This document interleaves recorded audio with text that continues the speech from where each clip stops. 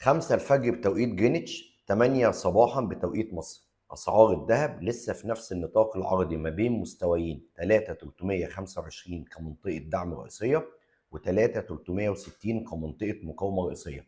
لما السعر يخترق منطقة المقاومة زي أول امبارح أو زي يوم الجمعة ويوصل لغاية 3368 و3374، ما تبعتليش تقول لي هو السعر اخترق المقاومة هيكمل ولا لأ.